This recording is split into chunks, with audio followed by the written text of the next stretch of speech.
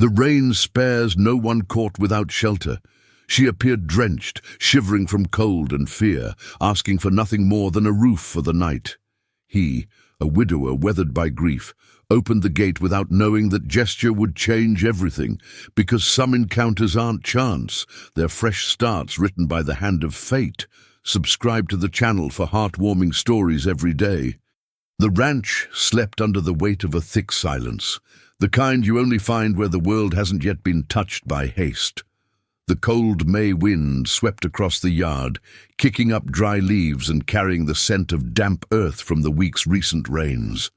The house, large and old, seemed bigger than it was, perhaps because it held only one man and his solitude. Tomas woke before the sun, as always. He slipped on his boots by the bedside, donned his faded plaid shirt, and walked to the porch. The coffee was already brewed. He made it every dawn, without rush, because it was what Marta always did. 3 years since she'd passed, and yet the routine remained intact, as if keeping everything the same could postpone acceptance of the loss. He sipped his coffee, gazing at the empty corral. The cattle had been sold off, piece by piece. There was no point in keeping them without help. Now, only the chickens, the stubborn garden, and Nero, the dog, remained, sleeping under the table with the quiet loyalty of those who've given up trying to understand another's grief. Tomas was 46, with broad shoulders that spoke of carrying the world, and deep-set eyes, tired of looking inward. His greying beard grew untrimmed. His hands, calloused and scarred, belonged to someone who never shied away from hard work. But something in him had gone out with Marta, the will to make plans. Now he lived one day at a time, mending fences that didn't need it, planting more than he could harvest, cooking for one. The wind picked up. He raised his eyes to the sky and saw the heavy clouds rolling in, another storm on the way. He closed the kitchen window, latched the chicken coop, and went back inside. He sat in the porch rocker with his old guitar on his lap, not to play, just to hold. Marta used to say that guitar had a soul. Maybe it did, but he hadn't had the heart to draw a sound from it since she was gone. Night fell fast, as it does in the country when the sky is heavy. The first thunder rumbled in the distance, then another, closer. The rain began slowly, fat drops drumming on the tin roof like stones. Tomas lit the lantern. The ranch's electricity was unreliable, and prepared to turn in early, as always. That's when he heard it. A dull thud against the wooden gate, then silence. He frowned, got up slowly, and walked to the window. The rain was coming down hard now, forming watery curtains that blurred his vision. Nero growled softly but didn't bark. Tomas grabbed his flashlight and opened the door. The wind hit him head-on, cold and sharp. He shone the light on the gate and saw a figure standing there, motionless, soaked to the bone. A woman, thin, hunched over, clutching a worn bag against her chest like a child. Tomas descended the porch steps, crossed the muddy yard, and stopped a few feet away. The flashlight beam illuminated her face, pale skin, dark, sunken eyes, black hair plastered to her forehead. She was trembling, not just from the cold. "Excuse me, sir." Her voice was weak, almost swallowed by the rain. "Could I stay just for tonight?" Tomas didn't answer immediately. He looked at her, at the empty road behind, at the bag she held too tightly. There was something about this woman that unsettled him. Not out of suspicion, but because he recognized that look. It was the look of someone who had lost everything and still stood, not quite knowing why. "Where are you coming from?" he asked, his voice deep, measured. She lowered her eyes. "Far away. Is anyone waiting for you?"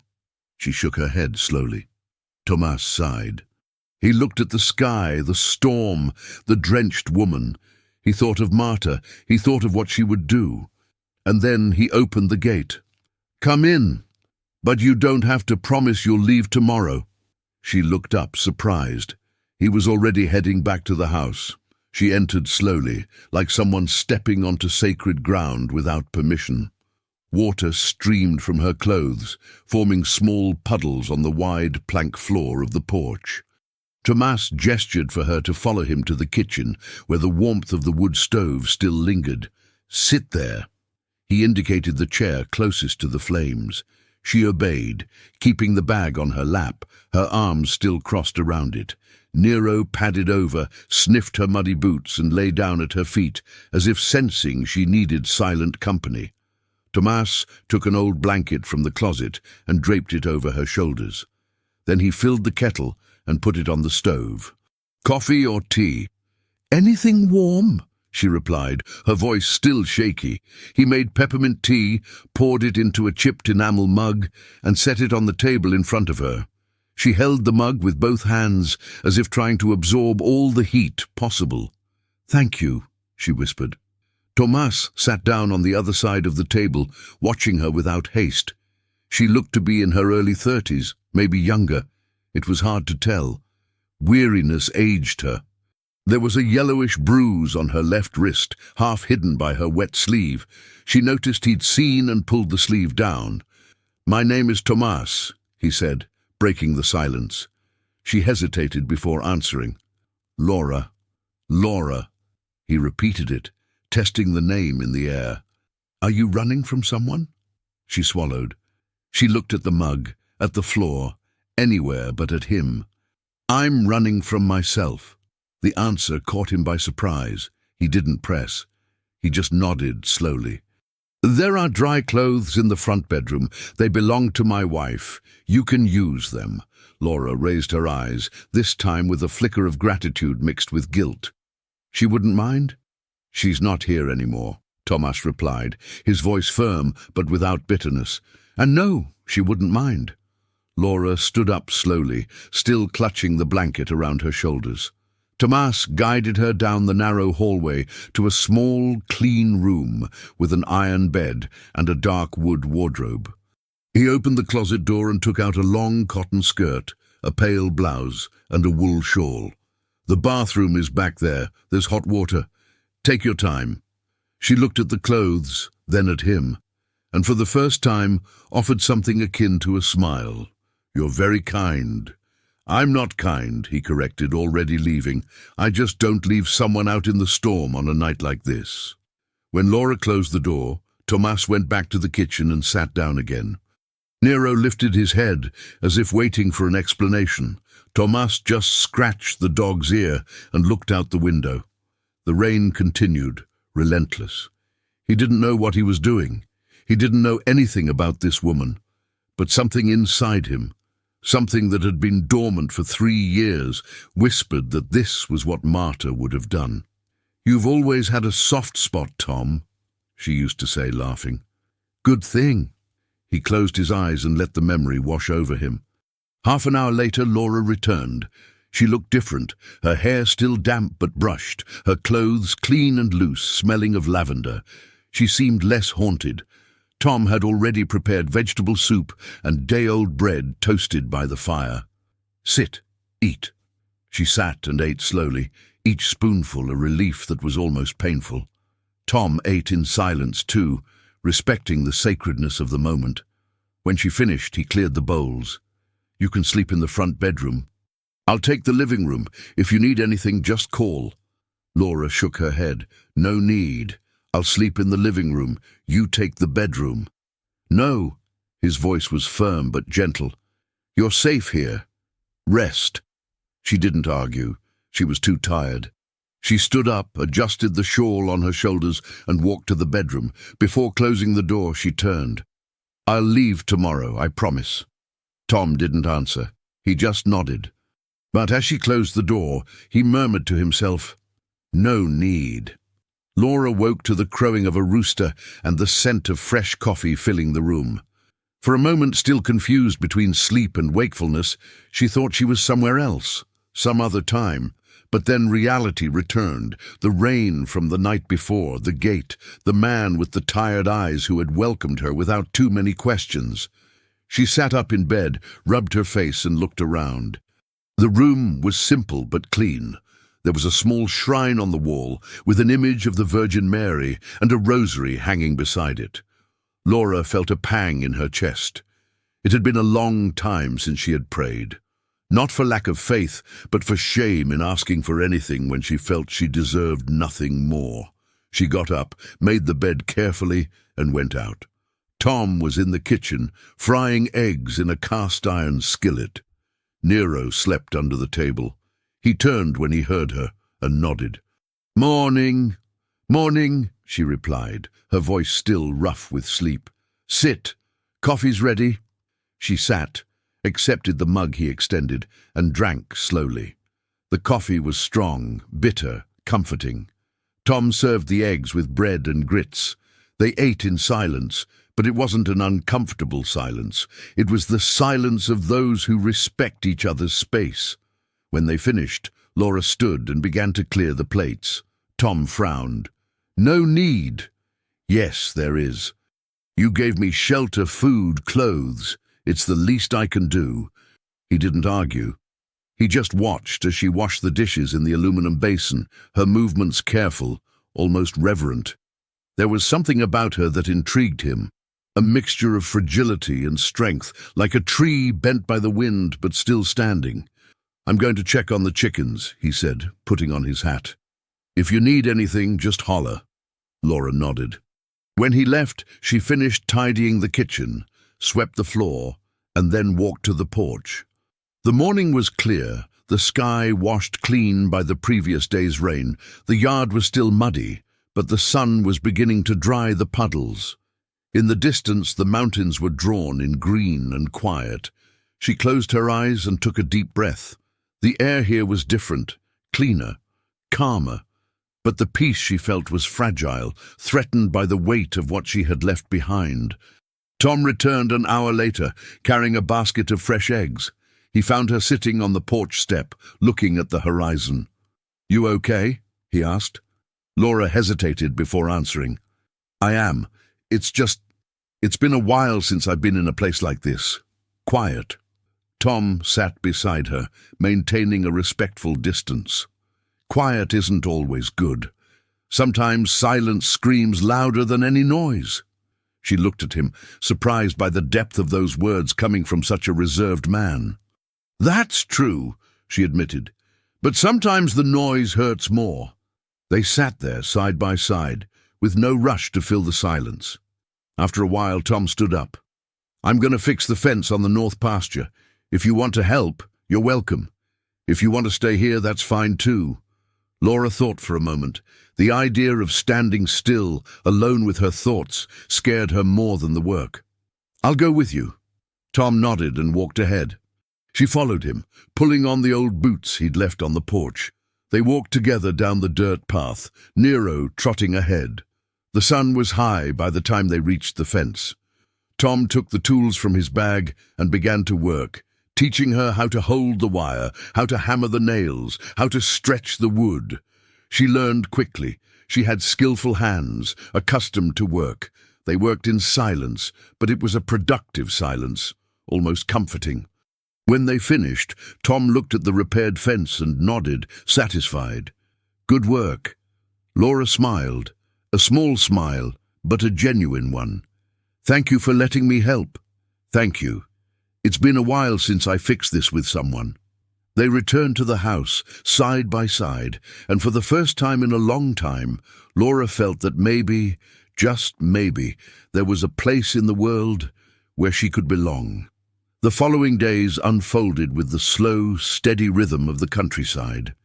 Laura no longer spoke of leaving, and Tom didn't ask. There was a tacit understanding between them, sealed not by words, but by small, attentive gestures. She would wake early, make coffee while he went to the barn. Tom would return with fresh milk, and together they would have breakfast in the kitchen, where the morning sun streamed through the window, drawing golden stripes on the wooden floor.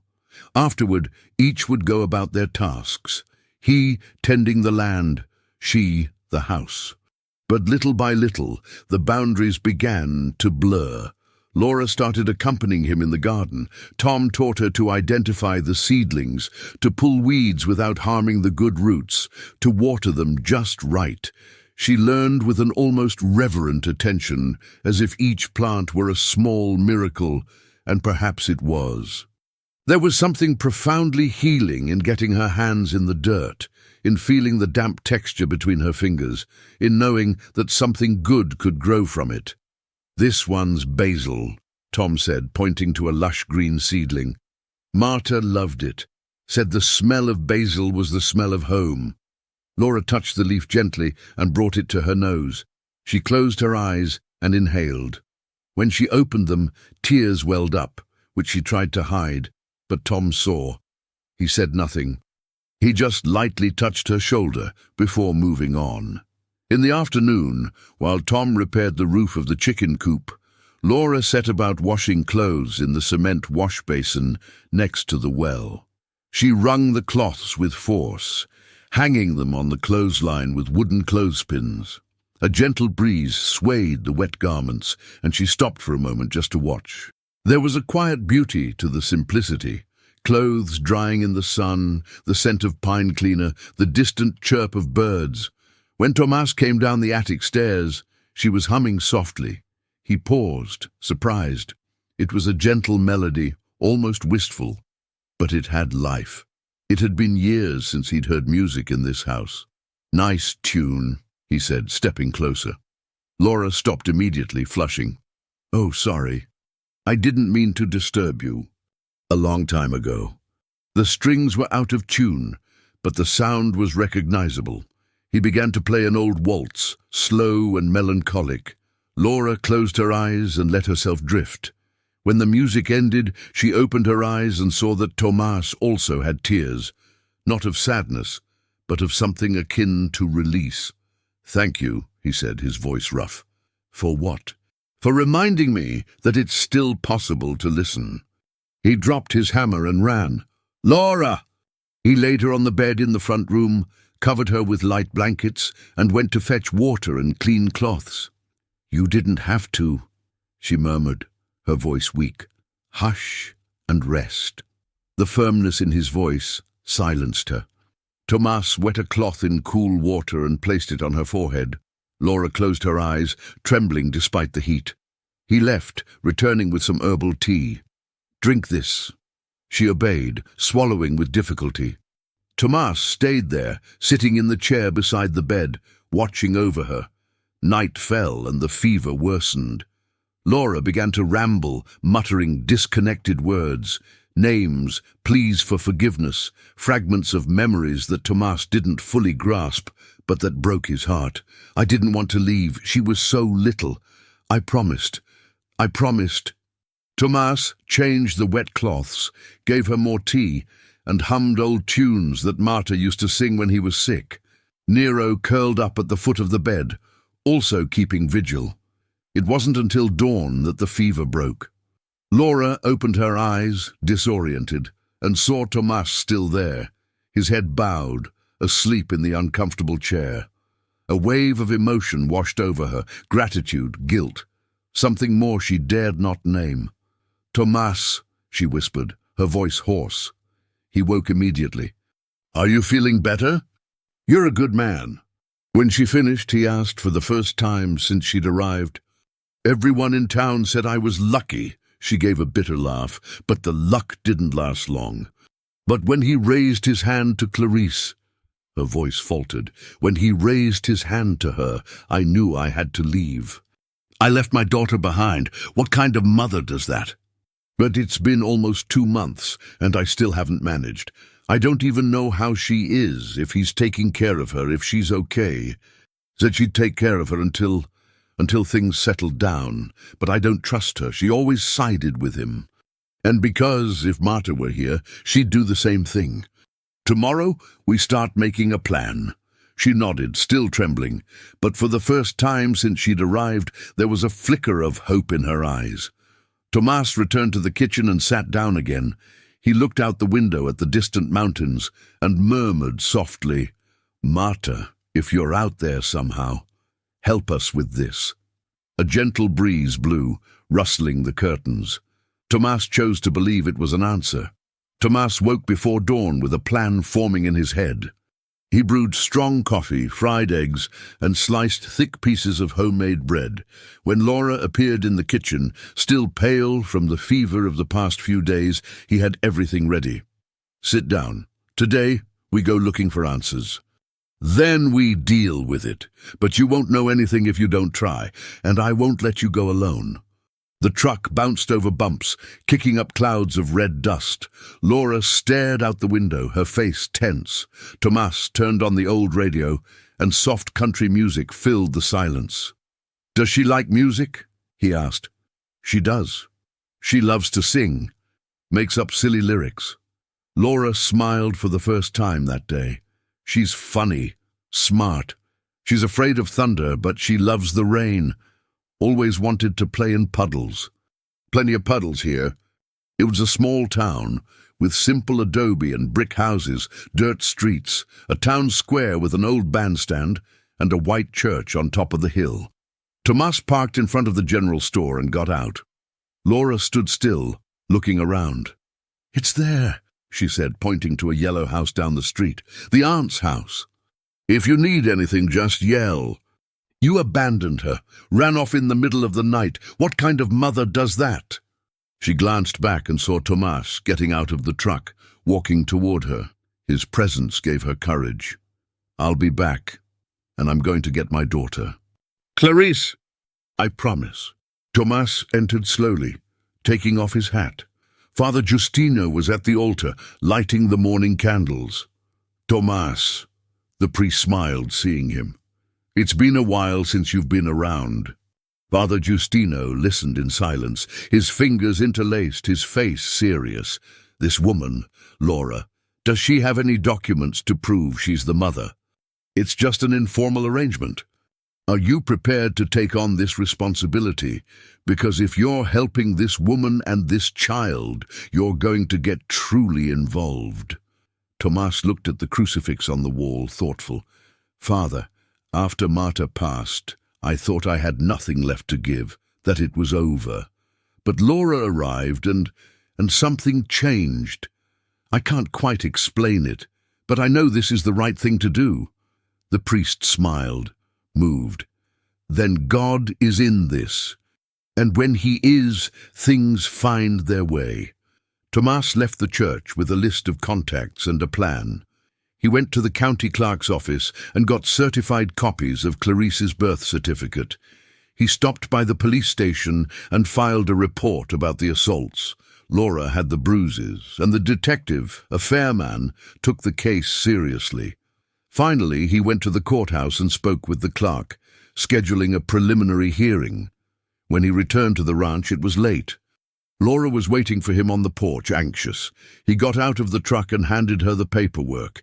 "We have a hearing in 10 days. The lawyer will prepare everything by then. You'll need to testify." "I'll testify," she said, firm. "And I will too. I'll say you live here, that you have a roof, food, work, that the girl will have what she needs." Laura looked at him, her eyes shining. "Tomas, I don't know how to thank you." "You don't need to thank me. You just need to believe it will work out." That night after dinner, Laura took a piece of paper and started writing. Tomas asked what it was. "A letter for Clarice. In case I can't say everything when the time is right." He sat beside her and picked up the pencil. "Then we'll write it together." They wrote for hours, words of love, of promises, of hope. When they finished, Laura folded the letter and put it in her apron pocket. Tomas picked up his guitar and played a soft melody. Laura rested her head against the back of her chair and closed her eyes. "You know, Tomas, I think Marta would be proud of you." He stopped playing for a moment and smiled, sad and grateful. "I hope so." The morning of the hearing dawned clear, but the June chill cut to the bone. Laura woke before the sun, unable to sleep any longer. Tomas was already in the kitchen, making strong coffee and toast with butter. They ate little, their stomachs tight with anxiety. Laura put on the outfit Tomas had bought for her in town, a navy blue skirt, a simple white blouse, a wool shawl. She carefully combed her hair, pinning it into a neat bun. When she looked in the mirror, she saw a different woman from the one who had arrived drenched at the gate months ago. There was still fear in her eyes, but there was something more: determination. Tomas put on the button-down shirt he'd worn to his wedding, the narrow tie Marta had given him years ago, and his clean hat. They got into the truck and headed for town. The courthouse was a low, old building with peeling paint and the smell of old paper. People were already waiting.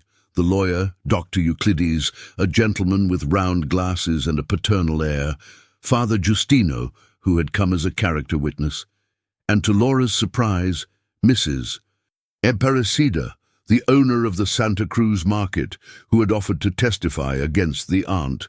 "She hit the girl," Mrs. Aparecida said, serious. "I saw it more than once. I won't stay silent." Laura clasped the woman's hand, grateful.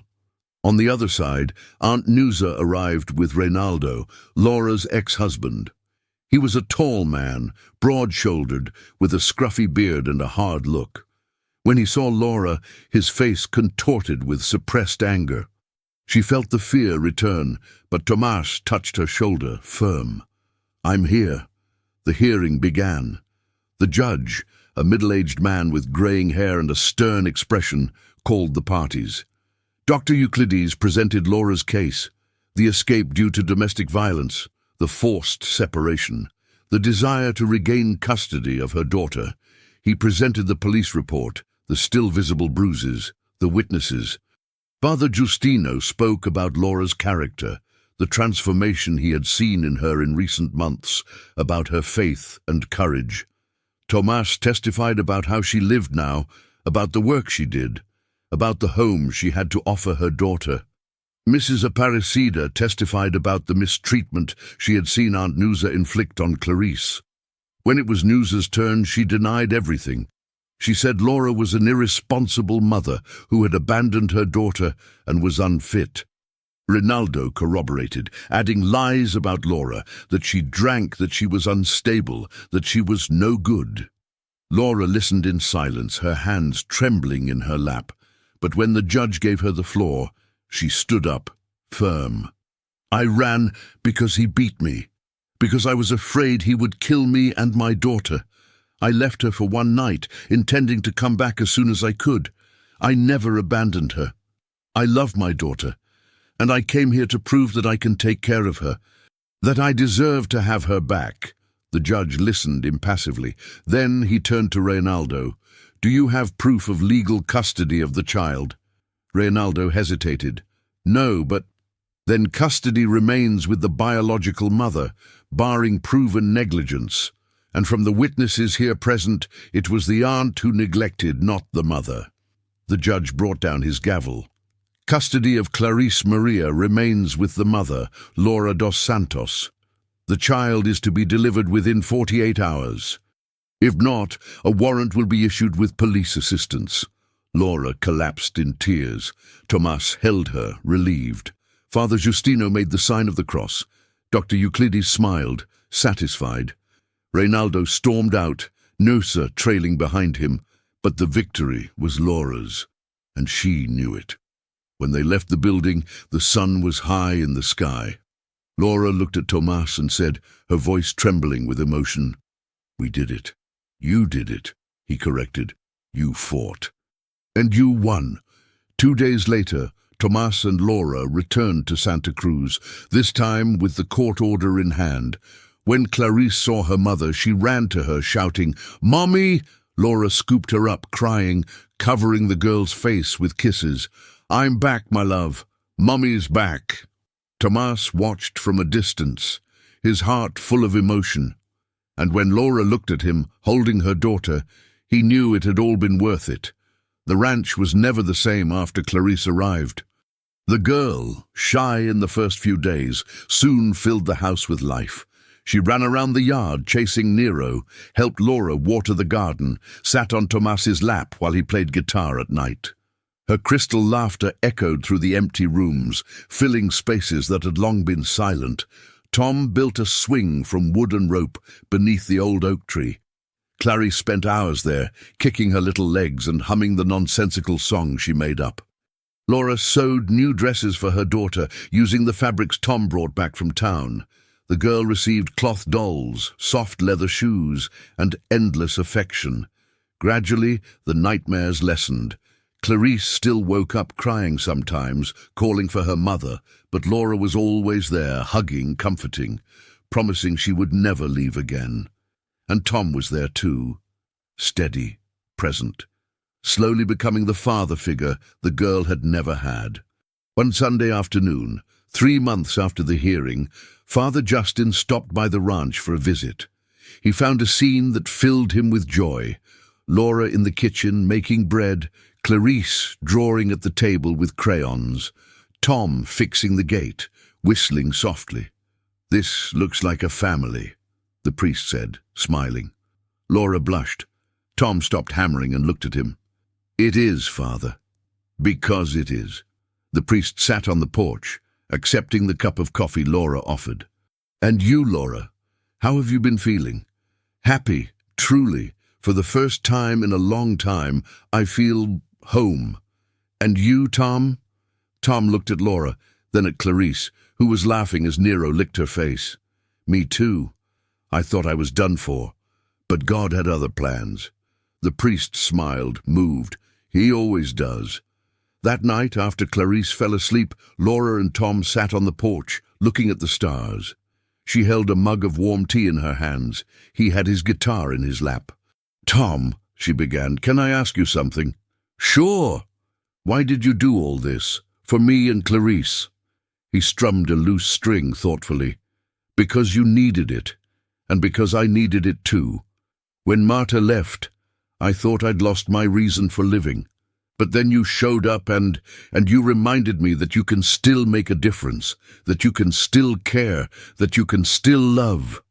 Laura felt her eyes well up. "You know I love you, right?" Tom stopped playing. He looked at her, surprised but not scared. "I love you too. I think I have for a while." She smiled shyly. "So, what do we do now?" "We live, one day at a time, and we take care of this girl, and each other." Laura nodded. Tom extended his hand and she took it. They sat like that, in silence, under the starry sky, knowing they had found something rare and precious. A true, fresh start. The months passed in quiet harmony.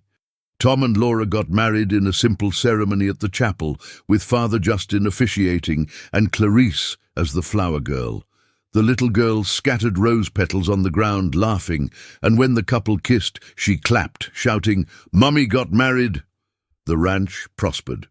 Tom went back to raising chickens, planted more in the garden, and fixed what needed to be fixed.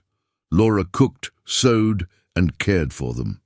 Clarice grew up strong and happy, learning to read with her mother, to plant with Tom, to be a child without fear. One spring morning, almost a year after Laura's arrival, Tom woke up and found the two of them in the garden. Laura was teaching Clarice to plant sunflower seeds. The little girl, serious and focused, did exactly as her mother instructed. "Look, Tom!" Clarice shouted. "I'm going to plant a flower for you." He walked over and knelt beside them. "It'll be the most beautiful flower ever." "Because I made it with love," the girl said proudly. Laura looked at Tom and they both smiled. There, on that patch of land, among sunflowers and promises, they had built something no storm could tear down. A home. "Thank you," Laura whispered. "For what?" "For giving me a chance. For reminding me that I could start over." Tom kissed her forehead softly. "Thank you. For reminding me that it's worth it." And as the sun rose, illuminating the entire ranch, everything was exactly where it should be. Because sometimes a rainy night and a plea for shelter are just the beginning of a lifetime of love. If this story touched you, subscribe to the channel and turn on notifications to receive new stories every day. What would you do in their place? Comment and share with someone special.